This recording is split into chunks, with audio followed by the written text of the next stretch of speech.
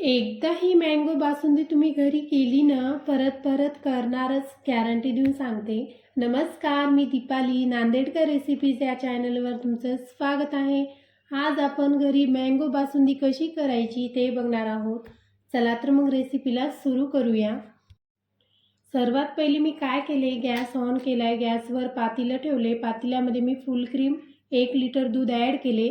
ते दूध नॉर्मल गरम झालं ना, तर त्यामधलं आपल्याला थोडं दूध साईडला काढून घ्यायचे. तर मी थोडं दूध साईडला काढून घेत आहे. आता दूध नॉर्मल गरम झालं ना, तर त्यामध्ये की नाही आपल्याला साखर ॲड करायची आहे. आता मी इथे 1/3 कप साखर ॲड केली आहे. आता साखर विरघळेपर्यंत आपल्याला छान मिक्स करून घ्यायचे. तुम्ही बघू शकता साखर छान विरघळलेली आहे, दुधाला पण छान उकळी आलेली आहे. आता हे दूध आपल्याला 1 लिटरचं अर्धा लिटर दूध होईपर्यंत इतपत आपल्याला दुधाला उकळी येऊ द्यायची आहे. आता उकळून दूध थोडं कमी झालेलं आहे, तुम्ही बघू शकता. आता आपल्याला आणखीन थोडं दूध उकळू द्यायचे. आता आपली बासुंदी नॉर्मल घट्ट झालेली आहे.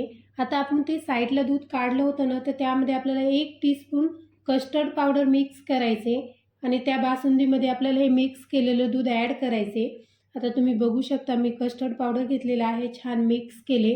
आता मिक्स केलेलं दूध मी बासुंदीमध्ये ॲड करून घेते आणि छान मिक्स करून देते. आता आपण ते कस्टर्ड मिल्क ॲड केलं ना, तर आपल्याला साधारण 5 मिनिट कंटिन्यू हलवत राहायचे. आता मी ते दूध पूर्ण टाकून घेतले आणि 5 मिनिट छान मिक्स करून घेते. मी इथे व्हॅनिला फ्लेवरचा कस्टर्ड पावडर घेतलेला आहे. आपल्याला कस्टर्ड पावडर जास्त यूज नाही करायचे, 1च टीस्पून घ्यायचे. आता तुम्ही बघू शकता दूध छान घट्ट होत आहे.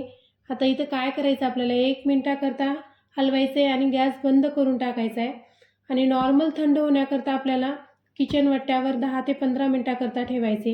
आता मी या दुधाला की नाही 10 ते 15 मिनिटाकरता नॉर्मल थंड झालं ना, तर आपल्याला ही बासुंदी की नाही फ्रीजमध्ये 1 ते 2 तासाकरता ठेवायची. आता ही बासुंदी नॉर्मल थंड झालेली आहे. आता फ्रीजमध्ये मी ठेवून देते. आता आपल्याला मँगो बासुंदीसाठी की नाही 2 आंबे लागणार आहेत. हे मी केसर आंबा घेतलेला आहे.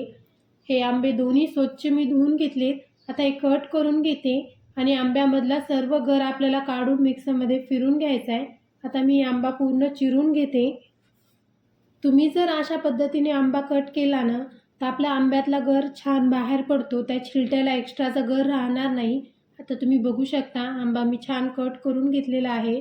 आता इथे एक मी मिक्सरचं भांडं घेतले, त्यामध्ये पूर्ण हे गर मी ॲड करते आणि मिक्सरमध्ये 1 ते 2 मिनिटाकरता फिरून घेते. तर तुम्ही बघू शकता मी आंब्याचा छान गर काढलेला आहे. आता आपल्याला काय करायचं आहे, या गरमध्ये की नाही 2 टेबलस्पून साखर ॲड करायची आहे. आता मी दुधामध्ये 1/3 कप साखर ॲड केली, ती कमीच ॲड केली ती, कारण की आपल्याला परत मँगोमध्ये साखर ॲड करायची होती. आता हे मी छान 2 मिनिटाकरता ही आंब्याची प्युरी फिरून घेतली आहे. मस्त अशी स्मूथ प्युरी तयार झालेली आहे. आता मी जी फ्रीजमध्ये 2 तासाकरता बासुंदी ठेवली होती ना, आता मी ती बाहेर काढून घेतली. आता आपल्याला एक भांडं घ्यायचे, त्या भांड्यामध्ये ती फ्रीजमध्ये ठेवलेली बासुंदी ॲड करायची आहे. तुम्ही बघू शकता फ्रीजमध्ये ठेवल्यामुळे खूप छान घट्टपणा आलेला आहे आणि त्या बासुंदीमध्ये जी मँगो प्युरी तयार केली ना, ती ॲड करायची आहे.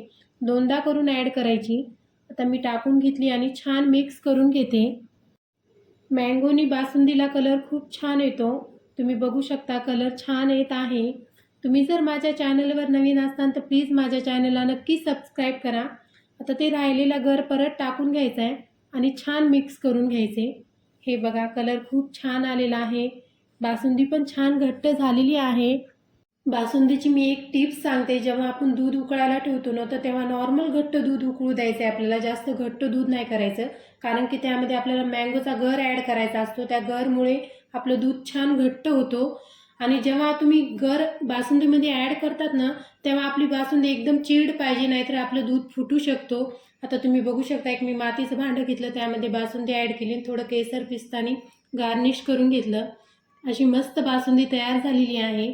तुम्हाला माझी रेसिपी कशी वाटली प्लीज कमेंट बॉक्समध्ये नक्की सांगा आणि माझ्या चॅनलला नक्की सबस्क्राईब करा. धन्यवाद.